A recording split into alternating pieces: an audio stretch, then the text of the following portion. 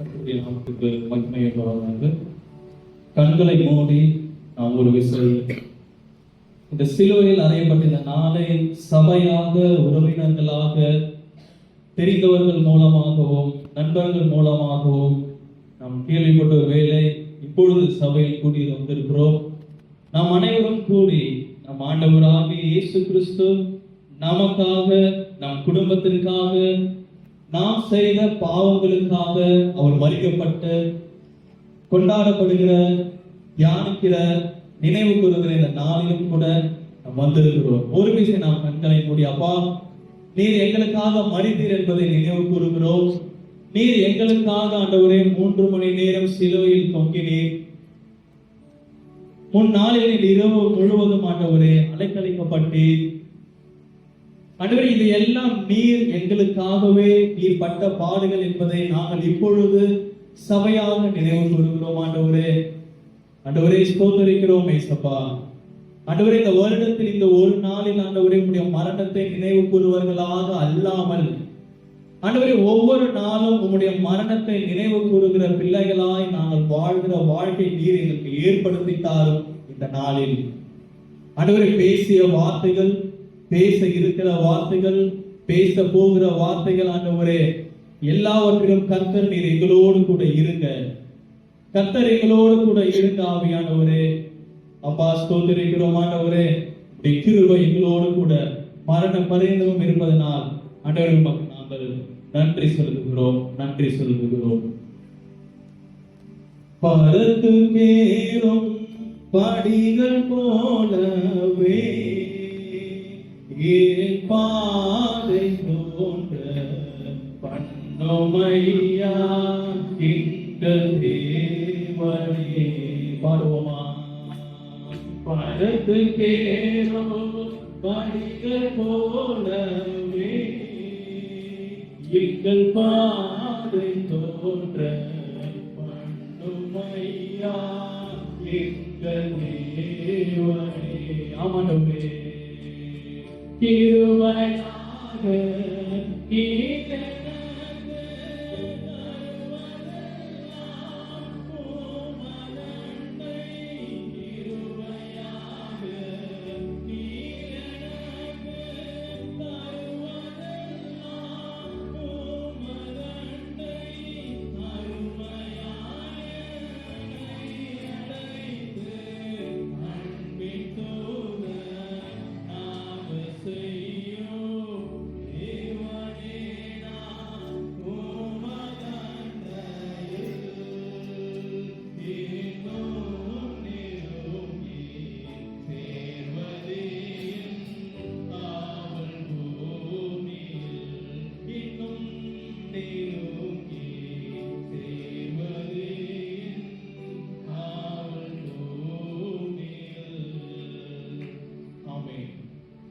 ஆண்டவரும் இரட்சகருமாகிய இயேசு கிறிஸ்துவின் நாமத்தினால் சபையாக நாம் ஒன்றாக இணைந்து அவருடைய மரணத்தை நினைவு கூறும்படிக்கு நாளை அனுசரித்துக் கொண்டிருக்கிறோம். நம் ஆண்டவர் வாழ்ந்த நாட்களில் 3 வருடம் அவருடைய ஊழிய காலம் இருந்தது. அந்த 3 வருட காலங்களில் அவர் ஊழியத்தின் பாதையில், அதாவது பிதாவானவர் நமக்கு கொடுத்த கட்டளை 10 கட்டளைகள். அதில் எல்லா கட்டளையும் நம்ம பார்க்கும் பொழுது கர்த்தர் எல்லாவற்றையும் சதுசேயர், பரிசேயர் எல்லாரும் கேள்விகளை கேட்க ஆண்டவர் பதிலை வசனத்தின் மூலமாக கொடுத்து கொண்டிருப்பார். அதாவது இயேசு கிறிஸ்து சிலுவையில் பொழிந்த 7 வார்த்தைக்கும் ஒரு காரணம் உண்டு. ஏன் பர்டிகுலரா குறிப்பிட்ட அந்த 7 வார்த்தை சொன்னார் என்றால் அதிலையும் வேத வாக்கியம் நிறைவேற வேண்டியதா இருந்தபடியினால் குறிப்பிட்ட அந்த 7 வார்த்தை ஆண்டவர் நமக்கு கொடுத்திருக்கிறார். அப்படி என்னவென்றால் அப்போ 10 கட்டளைகள் மோசேயின் நிமித்தம் ஜனங்களுக்கு, இஸ்ரவேல் ஜனங்களுக்கு கொடுத்த ஆண்டவர் அதை தன்னுடைய குமாரனும் கண்டிப்பாக கீழ்ப்படைய வேண்டும் என்பதுதான் வேத வாக்கியம். அப்படி நம்ம பார்க்கும் பொழுது உன் தேவனாகிய கர்த்தர் நானே என்று தேவர்கள் வேண்டாம், நிச்சயாதிருப்பாயாக, பொய் கூறாத, புறவரை அநேக அந்த 10 கட்டளைகள் நிமித்தமாக அந்த 3 ஆண்டுகள் நம்ம ஆண்டவராக இயேசு கிறிஸ்து கீழ்ப்படிந்து நடந்தார். ஆனால் உன் தகப்பனையும் உன் தாயையும் கனம் பண்ணுவாயாக. இந்த வார்த்தைகளை ஒருவேளை நமக்கு ஆண்டவராகிய இயேசு கிறிஸ்து சிறு வயது முதல் 30 வயது வரையும் அவருக்கு எப்படி வாழ்ந்தார் என்பது நமக்கு வந்து தெரியாது. எல்லா பிள்ளைகளும் போல அவரும் வந்து கண்டிப்பா வாழ்ந்திருப்பார். அப்போ அந்த நாட்களில் அவர் பெற்றோருக்கு எப்படி இருந்தார் என்பது நமக்கு வந்து தெரியவில்லை. ஆனால் வேத வாக்கியம் நமக்கு சொல்லி இருக்கிறது, உன் தகப்பனையும் உன் தாயும் கனம் பண்ணுவாயாக. அப்படி சொன்னது நிமித்தம் என்னன்னா, இயேசு கிறிஸ்து அதை நிச்சயமாக கடைபிடித்து இருக்க வேண்டும். அப்படி அவர் கடைபிடித்து இருந்தால்தான் அவருடைய வேத வாக்கியங்கள் எல்லாம், அவர் நம்ம வார்த்தையை பார்க்கும்போது எல்லாம் முடிந்தது என்று அவர் சொல்றாருல்ல, அந்த எல்லாம் முடிந்தது அப்பொழுதுதான் அது ஒரு முற்றுப்புள்ளி. அப்ப என்னவென்றால், அப்போ ஆண்டவராகிய இயேசு கிறிஸ்து இந்த அவருடைய ஊழியத்தின் நாட்களில, அவருடைய வாழ்ந்த நாட்களில தகப்பனுக்கு தாய்க்கும் கீழ்ப்படித்தாரா, நேசித்தாரா, பராமரித்தாரா அப்படிங்கிறது தான் நம்ம இந்த 3ஆம் வார்த்தை நமக்கு தெல்ல தெளிவாக நமக்கு வந்து சொல்ல போகிறது. அதாவது வேதத்துல நம்ம பார்க்கும் பொழுது என்ன ஒரு ஒரு ஒரு 7 பாயிண்ட்ஸ் இருக்கு. ஒரு 7 பேரை பத்தி நம்ம வந்து பார்க்க போறோம். சீக்கிரமாக முடிச்சிடலாம். இவர்கள் எல்லாம் வேதத்தின் அடிப்படையின்படி மரிப்பதற்கு முன்பாக அவர்கள் செய்த காரியம் என்ன? வேதத்தின்படி சாவதற்கு முன்னாடி, சாவதற்கு முன்பதாக அவர்கள் பேசுகிற அந்த லாஸ்ட் வேர்டு. இப்போ கூட நம்ம ஒருவேளை நம்முடைய சுற்று வட்டாரத்தில், நம்முடைய குடும்பத்தில் யாராவது மருண நறுவாயில் இருக்கும் பொழுது அவர்கள் என்ன பேசுவாங்க அப்படின்றது ரொம்ப எதிர்பார்ப்போட இருக்கும். அந்த எதிர்பார்ப்பு நிமித்தமாக தான் ஆண்டவருடைய வார்த்தையும் ஒரு சிலுவையில் தொங்கிக் கொண்டு இருக்கும் பொழுது எல்லாருடைய பார்வையும் அவரை நோக்கி கொண்டு இருக்குது.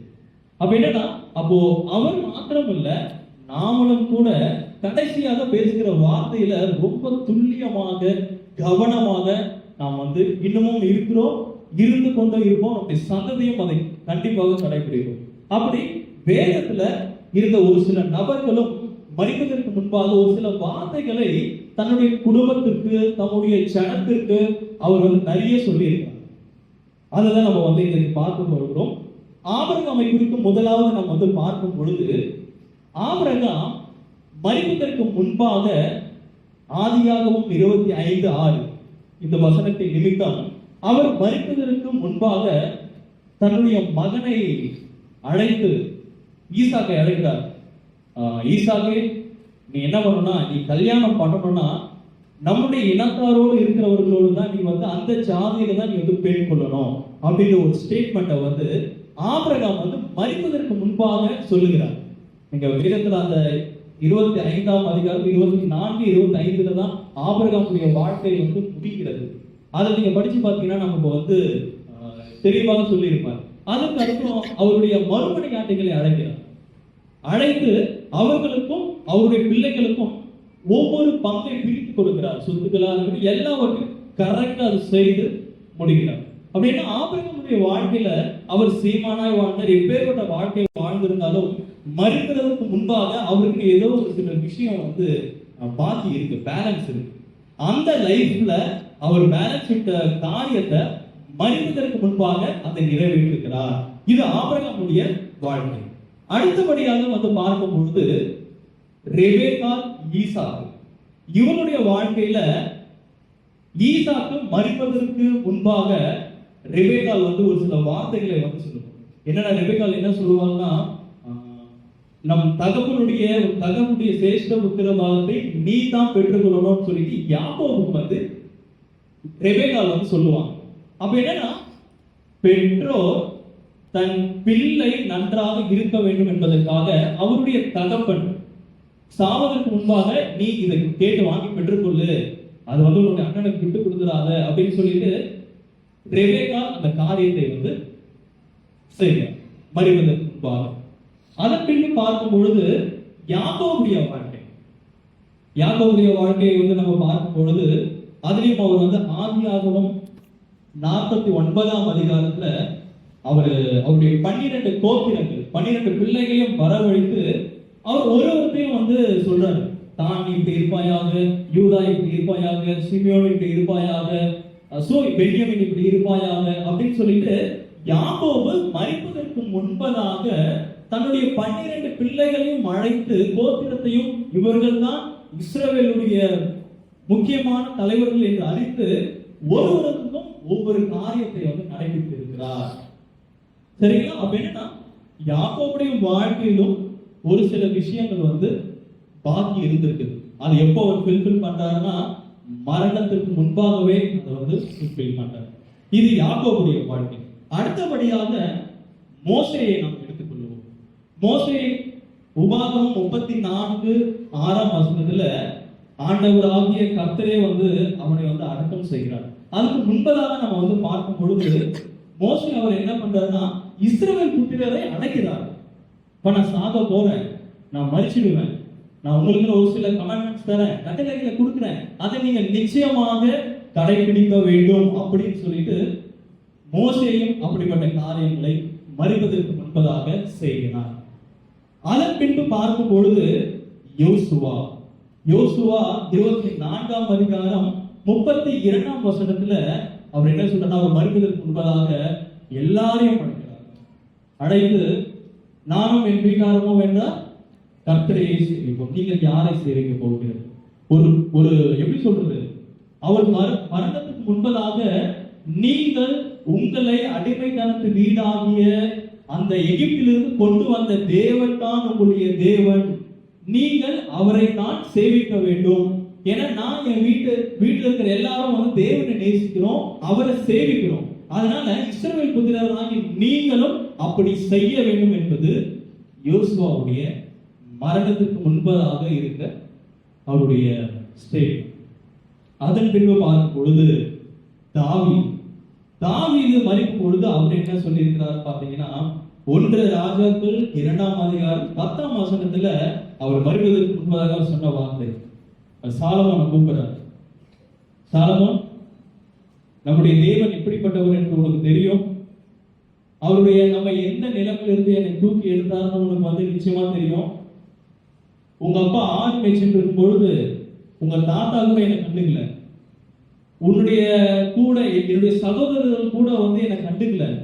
ஆனா தேவன் சாமுவேலை வைத்து என்னை அபிஷேகம் செய்து என்னை கரடிகள், சிங்கங்கள் எல்லா வாயிலிருந்தும் என்னுடைய ஆடுகளை தப்புவித்து கோலியாத்தை முறியடிக்கும்படி செய்து எல்லாவற்றிலும் கர்த்தர் என்னோடு கூட இருந்திருக்கிறார்.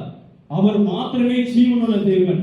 அவரை சாலமோனே நீ அவரை நினைத்துக் கொள்ள வேண்டும் அட்வைஸ் பண்றாரு. நீங்க அந்த அதிகாரத்தை பாத்தீங்கன்னா ஒவ்வொரு விஷயமும் என்னென்ன எப்படி பண்ணணும்ன்றத தாவீது சாலமோனுக்கு வந்து பர்டிகுலரா சொல்றாங்க. ஆலயத்தை கட்டுவதில் இருந்து எல்லாவற்றும் தன்னுடைய மகனுக்கு நல்ல என இந்த ஒவ்வொருடைய வாழ்க்கை வைத்துதான் கடைசியாக இயேசு கிறிஸ்துவினுடைய அவருடைய அந்த வார்த்தை குறித்து பேச போகிறேன். அதனால் ஒவ்வொருவரும் என்ன செய்தார் என்பதை நாம் நினைவு வைத்துக் கொள்வோம். ரெபெக்காள் தன்னுடைய மகனுக்காக பாடுபட்டால் ஆசீர்வாதத்தை பெற வேண்டும் என்பதற்காக, தாவீதும் என்னுடைய சிங்காசனம் நான் உயிரோடு இருக்கும் வரை நிலைத்திருந்தது, அதற்கு பின்பாக நான் இந்த பூமியில இருக்க போறது கிடையாது, நீ மட்டும் தான் இருப்ப, அதனால நீ ரொம்ப கேர்ஃபுல்லா அவருடைய நாமத்தை ஹேண்டில் பண்ணணும்னு சொல்லிட்டு அவர் ரொம்ப ஆர்வமாக சால்வ் எல்லாவற்றையும் மகனிடத்துல அவர் சொல்லி அனுப்புறாரு. நாம கூட நம்ம என்ன பண்ணுவோம்னா, ஒருவேளை இப்பவே நான் ஒரு சில நேரங்களில் வந்து யோசிக்கிறது என்னன்னா, ஒரு எல்ஐசி போட்டு வைப்போம். யாருக்கு? நம்ம பிள்ளைகள். ஒரு எல்ஐசி ஒன்று போட்டு வச்சோம்னா ஒருவேளை நம்ம வந்து எத்தனை நாட்கள் வந்து இருக்குன்னு தெரியாது, அவங்களுக்கு அது யூஸ்ஃபுல்லா இருக்குமே அப்படிங்கிறது. அதே போல வந்து ஒரு ஹெல்த் இன்சூரன்ஸ் வந்து போட்டு வைப்போம். ஏன் போட்டு வைப்போம்? ஒருவேளை நான் வந்து இங்க இருக்கணும், ஒருவேளை ஃபாரின்ல இருக்கணும், ஒருவேளை அப்பா அம்மா வந்து முடியலன்னா அந்த நேரத்துல காசு இருக்காது, ஒரு சேஃப்டிக்காக நாம் இந்த நாட்களில நம்முடைய பிள்ளைகளுக்காகவும் சரி பெற்றோருக்காகவும் சரி ஒரு சேஃப்டி வந்து நம்ம வந்து செய்கிறோம். அதே போல வேதத்தில் இருக்கிற ஒவ்வொருவருக்கும் மரம் எப்போ நடக்கும்னு தெரியாது. ஒருவேளை மரணம் வந்து விட்டால் நீங்கள் எப்படி இருப்பீங்க எல்லாவற்றையும் வந்து சொல்லி வழிநடத்த இருந்தார்கள். அதே போல யோபுடைய வாழ்க்கையில பார்க்கும்பொழுது யோபுவும் அவருடைய வாழ்க்கையை என்ன பண்றாருன்னா, அவர் மரணத்துக்கு முன்பதாக அல்ல, அவர் வாழ்ந்த நாட்களில் ஒருவேளை என்னுடைய பிள்ளைகள் ஏதாவது தவறு செய்திருப்பாங்க, தப்பு பண்ணியிருப்பாங்க, அதுக்காக அவங்களுடைய பிள்ளைகளுக்காகவும் யோபு பலிகளை இட்டு தேவனிடத்துல மன்னிப்பு கேட்டு அவருடைய வாழ்க்கையை வந்து நடத்தினார். இது நாம் எல்லாருமே வந்து யோபுவினுடைய 1ஆம் அதிகாரத்திலே நம்ம இது எல்லாவற்றையும் நம்ம வந்து பார்க்கணும். அப்படி என்னன்னா, ஆபிரகாம், ரெபெக்காள், யாக்கோபு, தாவீது, மோசே, யோசுவா, யோபு இப்படி எல்லாருடைய வாழ்க்கையிலும் அவர்கள் மரிப்பதற்கு முன்பதாக அவருடைய பிள்ளைகளுக்காக இருக்கட்டும் சரி, அவருடைய சொந்த ஜனங்களுக்காக இருக்கட்டும் சரி, எல்லாவற்றையும் செய்து முடித்திருக்கிறார்கள். ஆனால் நம்முடைய ஆண்டவராகிய இயேசு கிறிஸ்து மாத்திரமே பெற்றோருக்காக நல்ல ஒரு காரியத்தை செய்து போயிருக்கிறார். ஒருவேளை நான் இதை ஆராயும் பொழுது என் கண்களில் பட்டது இவைகள் மாத்திரமே. இவைகளை ஆராயும் பொழுது எல்லாம் அப்பா தான் பசங்களுக்கு, அம்மா தான் பசங்களுக்கு, பெற்றோர் தான் பசங்களுக்கு. அது வேதத்துல கூட இருக்கும், பெற்றாரே பிள்ளைகளுக்கு பொக்கிஷங்களை சேர்த்து வைக்க வேண்டும் அப்படின்னா எல்லா வேத வசனத்தின்படி நம்ம பார்க்கும் பொழுது பெற்றோர் தான் செய்யணும், பெற்றோர் தான் செய்யணும், பெற்றோர் தான். ஆனா நம்ம ஆண்டவராகிய இயேசு கிறிஸ்து பிள்ளைகளாய், அதாவது இன்ன வரைக்கும் நமக்கு அப்பமா இருக்கிறாங்களோ அவங்க எல்லாருமே ஆண்டவர் நமக்கு ஒரு ஸ்டேட்மெண்ட் வச்சிருக்கிறார். ஏன்னா இயேசு கிறிஸ்து மட்டும்தான் அவருடைய தாயை முன்னிட்டு அவர் முன்பதாக அவர் மரணத்துக்குள்ளாக பிரவேசித்து இருக்கிறார். அப்படிப்பட்ட ஒரு சூழ்நிலையில இருக்கும் பொழுது நீங்க வேதத்துல பாத்தீங்கன்னா இயேசு கிறிஸ்து மரியாதை குறித்து 3 இடங்களில் மாத்திரமே அவர் பேசியிருப்பார். 3 இடத்துல தான் பேசியிருப்பாங்க. அது என்னென்ன அதிகாரம் பாத்தீங்கன்னா லூக்கால அந்த பஸ்கா பண்டிகையின் பொழுது பேசியிருப்பார். அது ஏன்னா சிறு வயது இருக்கும் பொழுது 12 வயது இருக்கும் பொழுது பஸ்கா பண்டிகைக்கு போகும் பொழுது அந்த இடத்துல ஏசப்பா தொலைந்து விடுவார். அப்போ மரியாவும் ஏசப்பா என்ன பண்ணுவாங்க, தேடுவாங்க. தேடும் பொழுது ஆண்டவர் சொல்லுவாரு, நீங்கள் ஏன் என்னை தேடுவீர்கள், நான் பிதாவுக்கு அடுத்து வைக்கிறேன், நான் செய்ய வேண்டும் என்பது உங்களுக்கு தெரியாது. அப்படிப்பட்ட ஒரு காரியத்தை ஆண்டவர் சொல்லுகிறார். இது ஒரு காரியம். அப்புறம் யோவானுடைய புஸ்தகத்தை நம்ம பார்க்கும் பொழுது, சுவிசேஷ பகுதியில பார்க்கும் பொழுது அந்த கானா ஒரு கல்யாணத்துல அதுல ஒரு இடத்துல பேசியிருப்பார், ஸ்ரீ உனக்கும் எனக்கும் என்ன, இன்னும் என்னுடைய வேலை வரவில்லை. 3வதாக சிலுவையில் அறையும் பொழுது அவர் பேசியிருப்பார். அப்போ ஆண்டவராகிய இயேசு கிறிஸ்து இந்த 3 வருட ஒருவேளை கண்டிப்பா பேசிப்பார். ஆனா வேதத்தின் அடிப்படை பார்க்கும் பொழுது அவர் தாயிடத்துல பேசினது எத்தனை தடவை பாத்தீங்கன்னா 3 தடவை தான் பேசியிருக்கிறார். அப்போ அப்படி 3 தடவை பேசணும். அப்போ அவருடைய அன்பு எப்படிப்பட்டதா தாயின் மீது இருந்திருக்கும் என்பதை கேள்வி. அதாவது இயேசு கிறிஸ்து பிறந்ததுக்கு அப்புறம் பாத்தீங்கன்னா மரியாளுக்கும் பிள்ளைகள் பிறந்தார்கள். ஏன்னா நம்ம வேதத்தின் அடிப்படை பார்க்கும் பொழுது மரியாளுக்கு இயேசு கிறிஸ்துக்கு அப்புறம் குழந்தைகள் பிறந்தார்கள் என்பதை நம்ம பார்க்கிறோம். மத்தேயு 1:25 அப்போஸ்தலர் மத்தேயு மார்க் இந்த பகுதியில பார்க்கும் பொழுது இவன் தச்சனுடைய பிள்ளை அல்லவா, இவனுடைய சகோதரர்கள் யாக்கோபு யோசா, இவனுடைய சகோதரிகள் நம்ம மத்தியில் இருக்கிறாங்களே, அந்த குடும்பத்துல பிறந்த இவன் எப்படி ஒரு மேசியாவா இருக்க முடியும் அப்படின்ற ஒரு கேள்வி எழுப்புறாங்க. அப்படின்னா என்னன்னா மரியாளுக்கு இயேசுவுக்கு அப்புறம் குழந்தைகள் பிறந்தாங்க. அப்போ மரியாளுக்கு தான் பிள்ளைகள் இருக்கும் பொழுது ஆண்டவர் ஏன் யோவானை பார்த்து அப்படிப்பட்ட ஒரு அன்பான சீஷனை பார்த்து ஏன் அப்படி ஒரு வார்த்தை சொல்லவில்லை? ஒருவேளை அவங்க சரியா பார்க்கலையா நமக்கு தெரியும். ஒருவேளை அவருடைய அடுத்த பிள்ளைகளாம் ஒரு எப்படியோ ஒரு 4 பேர் இருப்பாங்க. வேறு நம்ம பார்க்கும் பொழுது ஒரு 3 பேரை சொல்லுவாரு. அதுக்கப்புறம் சகோதரிகள் குறைஞ்ச எப்படியோ 4 பேராவது மரியாளுக்கு பிள்ளைகள் இருந்தாங்க. அப்படி இருந்தும் கூட இயேசு கிறிஸ்து அவருடைய சகோதரிகளை எடுத்து சொல்லாமல் அன்பான சீஷனை பார்த்து சொல்கிற நோக்கம் என்ன அப்படிங்கிற ஒரு கேள்வி. அதன் பிற்பாடு பார்க்கும் பொழுது அவர் ஆண்டவராகிய இயேசு கிறிஸ்து இன்னொரு விஷயத்தை சொல்லியிருப்பார். சீஷனை பார்த்து இதோ ஒரு தாய், அதே போல தம்முடைய தாயை பார்த்து இதோ ஒரு மகன், ஸ்திரீயே இதோ ஒரு மகன். இந்த ஸ்திரீயே என்று குறிப்பிடுகிறதுனால மரியாள் குறைவாக எண்ணப்படவில்லை. அநேகர் போதிக்கிறவர்கள் பார்த்தீங்கன்னா மரியாதை அவர் ஒரு ஸ்திரீயை சொல்லிட்டாரு, பெண்ணை சொல்லிட்டாரு. அதாவது அந்த காலத்தில், அதாவது கிரேக்க வார்த்தையிலிருந்து மொழிபெயர்ப்பு பார்க்கும் பொழுது ஸ்திரீ என்கிற வார்த்தை மிகவும் கனம் பொருந்திய வார்த்தையா. இப்போ ஒண்ணு முதலாம் வார்த்தையில நம்ம பார்க்கும் பொழுது அந்த வசனத்தை நம்ம வாசிக்கோம்ல, அந்த விபச்சார ஸ்திரீ ஸ்திரீயை இனி பாவம் செய்யும். அப்ப என்னன்னா விபச்சாரத்துல கையும் களவுமாக பிடிப்பட்டவரும் ஸ்திரீங்கிறாரு, தன்னுடைய தாயும் பார்த்து ஸ்திரீ என்று சொல்கிறார். நம்ம ஸ்திரீ என்பதனுடைய அர்த்தம் என்ன, அது ஒரு கனம் பொருந்திய வார்த்தை, பெண்களை கனத்தோடு கூப்பிடுகிற வார்த்தை. அப்ப என்னன்னா ஆண்டவருடைய நோக்கம் என்ன, 30 வருடம் வரையில் நான் உங்களுக்கு பிள்ளையாக இருந்தேன், எப்பொழுது ஆண்டவர் என்னை 30 வயது நிரம்பி 30 வயதிலிருந்து ஞானஸ்நானம் பெற்று கரை ஏறினதோ பரிசுத்த ஆவி என் மீது வந்து இறங்கினதோ அப்பதிலிருந்தே முடிஞ்சு போச்சு. நான் உங்களுடைய மகன் கிடையாது. நான் பிதாவுடைய காரியத்தை செய்ய அனுப்பப்பட்டவன் என்பதை நிமித்தமே அவர் எல்லா காரியங்களிலும் வந்து அவர் மரியாதை ஒரு தனிப்பட்ட ஒரு ஸ்திரீயாகவே அவர் பார்த்து கொண்டு வந்திருக்கிறார். சரி, அப்ப என்னன்னா அவர் கூட இருக்கிற அவருடைய பிள்ளைகள் வந்து சரியாக பார்க்காமல் இருந்தது நிமித்தமே, ஏன்னா அவர்கள் ஒழுங்காக பார்த்திருந்தால் ஆண்டவர் கண்டிப்பா அந்த வார்த்தையை வந்து பேசியிருக்க மாட்டார். அப்ப என்னன்னா தனக்கு அன்பான சீசன், இதை நல்லா நம்ம தெரிஞ்சுக்க வேண்டிய விஷயம் என்னன்னா, இயேசுவோடு கூட பேதுரு இருந்தாரு, அநேக சீஷர்கள் இருந்தாங்க. ஆனா வந்து சிலையில் அதையும் வரையில வந்து பார்க்கும்பொழுது அவருக்கு அன்பான சீசன் மாத்திரமே அவர் கூட இருந்தபடியினால் அவருக்கு நல்லா தெரியும் எந்தெந்த சீசன் எப்படிப்பட்டவன் என்று. அவர் கருத்தை கொண்டு நிமித்தம் தான் யோவானை பார்த்து அந்த அன்பான சீசனை பார்த்து, நான் இந்த பூமியில இருக்க மாட்டேன், என்னுடைய வேலையை முடித்து விட்டது. ஒருவேளை வந்து என்னுடைய தாய் என்னை வளர்ப்பதற்காக, இப்ப நம்ம ஒரு பிள்ளையை நம்ம எப்படி வளர்க்கிறோமோ, சின்ன வயசுல வயிற்றில் சுமந்து உணவளித்து, ஒரு பிள்ளை எதற்காக அழுகுது அழல, ஒரு பிள்ளை வந்து எங்கேயாவது கூட்டிட்டு போறோம்னா அதுக்கு உண்டான காரியங்களை சரி செய்து கொண்டு எடுத்து போவது, இப்படிப்பட்ட அநேக காரியங்கள் மரியாள் கண்டிப்பாக இயேசுவுக்கு செய்திருப்பாங்க. ஒண்ணு இல்ல, ஒரு பிள்ளை டாய்லெட் போச்சுனா கூட அதை கழுவி விடணும்.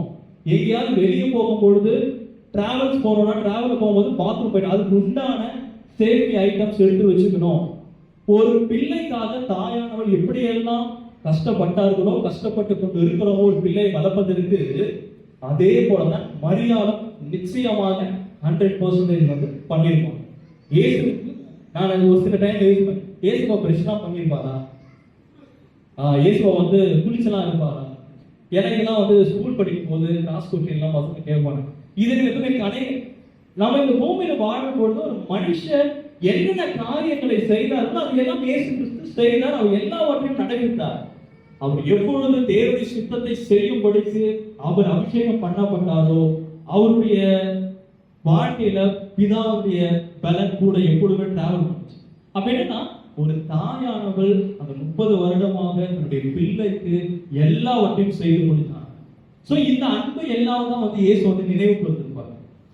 ஏன்னா இத்தனை வருடமா தேவனுடைய சித்தத்துக்கு, ஏன்னா வந்து ஒரு சின்ன ஒரு எக்ஸாம்பிள் சொல்லணும்னா, நமக்கு ஒருவேளை நான் எவ்வளவு பெரிய பாவம் செய்தாலும் குற்றம் செய்தாலும் எனக்கு கடைசி வரைக்கும் கூட இருக்கிறது யாரும் வந்து பாத்தீங்கன்னா பேரண்ட்ஸ் தான் ஃபர்ஸ்ட் நிற்பாங்க. நிச்சயமா என் மகன் நான் சரி செய்துதான் ஒரு வேற என்ன பண்றது, பேரண்ட்ஸ் தான் வந்து ஃபர்ஸ்ட் நிற்பாங்க. அவங்க இருக்கிற வரைக்கும் பேரண்ட்ஸ் வந்து ஃபர்ஸ்ட் நிற்பாங்க. என் மகன் தானே, எப்போ உன் மகன் வந்து கொலை பண்ணிட்டான், அவங்களால விட முடியாது. ஏன்னா அவங்க நம்மள வந்து அப்பா வந்து எப்படின்னு தெரியல எனக்கு வந்து, ஆனா வந்து அம்மான்னு வந்து பார்க்கும்போது ஸ்பெசிபிக்கா வந்து ரொம்ப கேரா இருக்கும். எல்லா பிள்ளைகளும் மீதும் வந்து ரொம்ப கேரா இருக்கும். அப்ப என்னன்னா, ஆண்டவராக இயேசு கிறிஸ்துவையும் மரியாள் அப்படிதான் வளர்த்திருப்பார்கள், அப்படிதான் எல்லா காரியத்தையும் வந்து செய்திருப்பாங்க.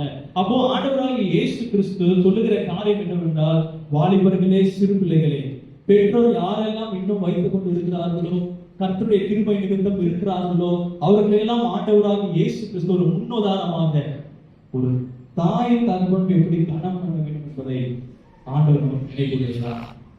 இது முக்கியமாக ஆண்டவர், ஏன்னா இதை பார்க்கும் பொழுது ரெஃபரன்ஸ் எடுக்கும்போது நிறைய காரியங்கள், ஆனால் ஆண்டவர் சின்ன சின்ன விஷயங்களை வந்து எடுத்து கலெக்ட் பண்ணி பேசும்பொழுது ஆண்டவர் உணர்த்தின காரியம் என்னன்னா, உங்க அப்பா உன்னை எப்படி வளர்ந்துருக்கிறான், அது போலதான் இயேசு வளர்ந்துருப்பான். அப்போ இது ஒரே ஒரு விஷயத்துக்கு நமக்கு வீட்டாக வந்து என்னன்னா, அப்பா அம்மா தான் பிள்ளைங்களுக்கு வந்து செய்யணும்னு கிடையாது. பிள்ளைகளும் பெற்றோருக்கு உண்டான எல்லா காரியங்களையும் செய்வது இயேசு கிறிஸ்து செய்தார். அவர் பூமியில் இருக்கும் அந்த கடைசி மணித்துளியில, ஒருவேளை நான் யோசித்து பார்த்தா, ஒருவேளை நான் சாவுற நிலைமையில, ஒருவேளை என்னுடைய பெற்றோர் உயிரோடு இருக்கும் பொழுது ஒருவேளை நான் சாவுற நிலைமையில் இருந்தேன்னா, நாட்டுக்கு போக போக என்னுடைய நாட்டு எல்லாமே வந்து என்னுடைய மனைவி மீது பிள்ளைகள் மீது தான் கொஞ்சம் ஷேர் ஆகுது. பேரண்ட்ஸ் மீது இருந்து ஒரு சில பாயிண்ட்ஸ் வந்து ஒரு ரெஸ்பான்சிபிலிட்டி மாத்துது.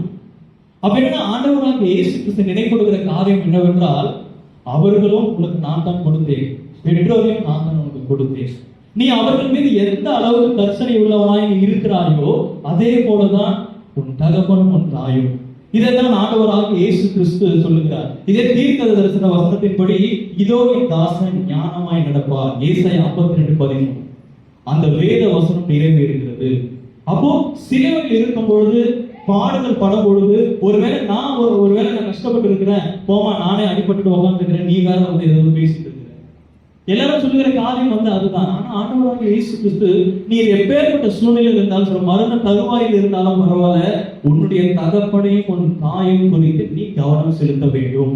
ஒருவேளை நீ இருக்கிற வரைக்கும் தான் அவங்களுக்கு நீ வந்து அடைக்கலமா இருப்ப, ஒருவேளை நீ இல்லைன்னா அவங்க அவ்வளவுதான் அப்படின்ற ஒரு நிச்சயத்தின் மூலம் ஒருவேளை அவங்களுக்கு வந்து மரியாதைக்கு வந்து பிள்ளைகள் இருந்தாங்க, எல்லாருமே இருந்தாங்க. பட் ஆனா ஆண்டவர் என்ன பண்றாருன்னா, அவங்க எல்லாமே சரியா பார்ப்பாங்க எனக்கு தெரியாது, ஆனா நீங்க எனக்கு தாய், நான் செய்ய வேண்டிய காரியம் நான் நிச்சயமாக உங்களுக்கு செய்து விட்டு போக வேண்டும் என்று தான் ஆண்டவர் சிலுவையில் இருக்கும் பொழுது அந்த 3வது வார்த்தையினுடைய தாயை பார்த்து சொல்லுங்க.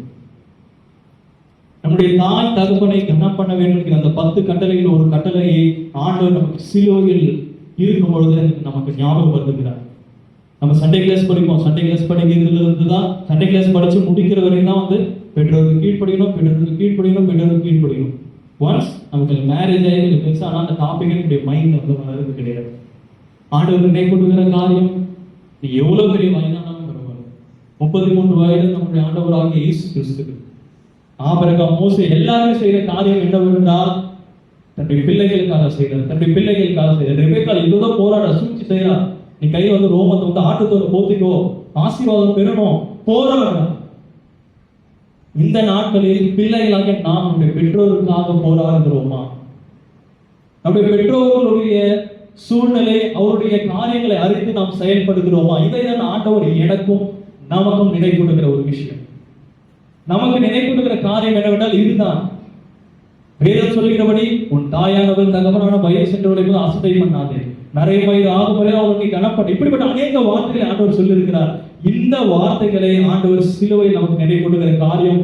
ஏன்னா சிலுவையில் சொன்ன காரியம் எல்லாம் ரொம்ப ரொம்ப முக்கியமான காரியம். அந்த முக்கியமான காரியங்களில பெற்றோரை பற்றி அவர் சொல்லி இருக்கிறார் என்றால் நாம் சிந்திக்க கடமைப்பட்டிருக்கிறோம். நம் கண்களை மூடுவோமா? பிள்ளைகளாக இருக்கிற நம் பெற்றோர்களுக்கு கண்களை மூடுவோமா? ஆண்டவரே, ஆண்டவரே, அப்பா ஸ்தோத்திரிக்கிறோம் ஆண்டவரே. அப்பா, இந்த நாட்கள் முடிந்து ஆண்டவரே, சிலுவையில் அறையப்பட்ட இந்த நாட்களில ஆண்டவரே, நீர் எங்களுக்கு பெற்றோரை பத்தி ஒரு ஸ்டேட்மெண்ட் நீங்க கொடுத்துருக்கீங்க. சப்பா, சிலுவையில தம்முடைய தாயை, அதான் ஆண்டவர் என்ன சொல்றாருன்னா, மனசுல நினைக்கிறார் தம்முடைய தாயை, ஆனா அவர் வெளியே சொல்லும் போது ஸ்திரீயே அப்படின்றாரு. மனசுல அவர் உயிரோடு இருக்கிற தாய் தாய் தாய், தன்னுடைய தாயாருக்கு எப்பேற்பட்ட ஒரு பாடுகள், கஷ்டப்பட்டிருப்பாங்க. ஏன்னா ஒரு 9-10 மாதம் சுமந்து இருக்கிறாங்க, சிலுவையில தொங்கிக் கொண்டிருக்கிறார். ஆண்டவர் நினைச்சிருப்பார், ஐயோ நம்மளை பெற்றாங்களே, நம்மளை 10 மாதம் சுமந்து பெற்றார்களே, தன்னுடைய தேவைகளை சந்தித்தாங்களே, நமக்கு தேவையான உணவளித்தாங்களே, நம்முடைய பேரண்ட்ஸ் உணவளித்தாங்களே, நம்மளை வளர்த்தார்களே. ஆண்டவர் இந்த பூமியில் 3 வருடம் ஊழியம் செய்வதற்கு மரியாளுடைய பங்கும் மிக மிக அதிகம். மரியாளும் யோசேப்புடைய பங்கும் மிக மிக அதிகம். இதை நாம் கருத்தில் கொண்டு தான் நம்முடைய வாழ்க்கை அப்படிப்பட்டதாக இருக்க வேண்டும். இயேசு கிறிஸ்து அவர் நின்று போதிக்கிறார், நின்று பிரசங்கிக்கிறார். அவருடைய உடலில் ரத்தம் வேறுகளாக, அந்த ரத்தத்தின் பங்கு மரியாளுக்கு உண்டு. அதாவது நம்முடைய உடலில் இருக்கும் ரத்தம் பெற்றோர்களின் பங்கு ஆண்டவர் உணர்த்துகிறார் நமக்கு. இது எல்லாம் நினைக்கிறதா சிலுவையில் இருக்க ஆண்டவர் அன்பான சீஷனை பார்த்து, அம்மா, ஒருவேளை ஒரு ஸ்திரீன்னு சொல்லாம, அம்மா நான் அவங்க கூட இருக்க மாட்டேன், நான் பிதாவின் சித்தத்தின் படி போறேன், நான் உங்ககிட்ட நான் இருக்க மாட்டேன், நீங்க எப்படி இருப்பீங்கன்னு தெரியாது, நம்ம அண்ணன் சகோதரர்கள் சகோதரிகள் எப்படி உங்களை பார்ப்பாங்கன்னு எனக்கு தெரியாது, ஆனா நான் உங்களை நேசிக்கிறேன், நான் உங்களை கனப்படுகிறேன், ஏன்னா பிதா எனக்கு அருளின வார்த்தை. அது நிமித்தமாக நான் இந்த 3 வருடம், ஏன்னா இந்த 3 வருடம் பார்க்க 3 தடவை தான் உங்களை நான் பார்த்து பேசி இருக்கிறேன். ஒருவேளை நீங்க எப்படி நினைச்சிருக்கீங்க எனக்கு தெரியாது. இப்ப நான் இந்த உலகத்தில் இருக்க மாட்டேன். ஆண்டவர் இந்த அன்பான சீஷன் வந்து உங்களை பார்த்து கொள்வாமா, அந்த சீஷனும் தன்னிடமாய் மரியாதை சேர்த்துக் கொள்கிறார். கண்களை மூடுவோமா? ஆண்டவரே, ஆண்டவரே, அப்பா, நீர் எங்களுடைய பெற்றோர்களை குறித்தான ஒரு 5% இருந்தே எங்களுக்குள்ளாக இருக்கும்படிக்கு எங்களுக்கு தாருங்க. நாம் அனைவரும் கேட்போமா? இயேசு கிறிஸ்து சிலுவையில் இருக்கும் பொழுது, தொங்கிக் கொண்டு இருக்கும் பொழுது தன்னுடைய பெற்றோருடைய மீது அவருடைய கவனம் போனது போல நம்முடைய கவனம் நிச்சயமாக போக வேண்டும். கர்த்தர் தர வேண்டும். எவ்வளவு கஷ்டப்பட்டிருப்பான் இயேசுவை வளர்ப்பதற்கு, எவ்வளவு கஷ்டப்பட்டிருப்பாங்க. வேதத்துல வாசிக்கும் பொழுது 3 இடத்தில் பஸ்கா பண்டிகைக்கு போறாங்க, தச்சனுடைய மகனை வர்றாங்க. 30 வருடம் அவர் ஆண்டவராக இயேசு கிறிஸ்து மரியாதை தான் இருந்திருப்பார். வீட்டுல தான் இருந்திருப்பாரு. வீட்டுல மம்மி டேடிக்கு வந்து ஹெல்ப் பண்ணியிருப்பாரு, வெளியே போயிருப்பாரு, நிறைய காரியங்கள் டேடிக்கு ஹெல்ப் பண்ணியிருப்பாரு. ஏன்னா அவர் தச்சனுடைய மகன், தச்சரா இருந்தவர். எல்லா காரியங்களிலும் பெற்றோரோட அவருடைய வாழ்க்கை சந்தோஷமாக இருந்தது. ஆனா அந்த 3 வருடம் கழித்து நம்மளோட இருக்க மாட்டோம், பிதாவின் சித்தத்தின்படி போறேன் அப்படிங்கிற ஒரு ஸ்டேட்மெண்ட் கொடுக்கிறேன். ஆண்டவரே, எங்களுடைய வாழ்க்கையிலும் பேசப்பா, பெற்றோரை குறித்தான ஒரு எண்ணம் வர வேண்டும். அது ஆண் பிள்ளையாக இருக்கட்டும், பெண் பிள்ளையாக இருக்கட்டும், நம்முடைய கவனம் பெற்றோர் மீது எப்பொழுதுமே ஒரு கவனம் இருக்க வேண்டும். ஆண்டவர் இதைத்தான் நமக்கு உணர்த்துகிறார். உன் தகப்பனையும் உன் தாயையும் என்ன பண்ணுவாங்க. இந்த வார்த்தையை சிலுவையில், ஸ்திரீயே அதோ ஒரு மகன், அன்பான சீஷனை இதோ ஒரு தாய் என்கிற வார்த்தையை அவர் கொடுக்கிறார். இதன் நிமித்தமாக சிலுவையில் அந்த 10 கட்டைக்கு ஒரு கட்டளை நிறைவேற்றப்படுகிறது. ஸ்தோத்திரிக்கிறோம் இயேசுப்பா, ஸ்தோத்திரம் ஆண்டவரே, ஸ்தோத்திரிக்கிறோம் இயேசுப்பா. ஆண்டவரே, இந்த வார்த்தை கேட்டபடியால் நன்றி செலுத்துகிறேன். நீ பாதுகாத்துக் கொள்ளுங்க, பொறுப்பெடுத்துக் கொள்ளுங்க இயேசுப்பா. நீ சித்தத்தின்படி வாழுங்கள். நீ அப்படி செய்ய வல்லவராக இருக்கிறேன். ஆண்டவரே, ஸ்தோத்திரிக்கிறோம் இயேசுப்பா. நீ பாதுகாத்துக் கொள்ளுங்க, பொறுப்பெடுத்துக் கொள்ளுங்க. எல்லா துதியும் கனமும் மகிமையும் ஒருவருக்கே நாங்கள் செலுத்துகிறோம். ஆண்டவராக இயேசு கிறிஸ்துவின் நாமத்தினால் செபிக்கிறோம். நல்லதுதான். இந்த வாய்ப்பை கூட அளித்த திருச்சபை ஆயர், பொருளர், செயலர்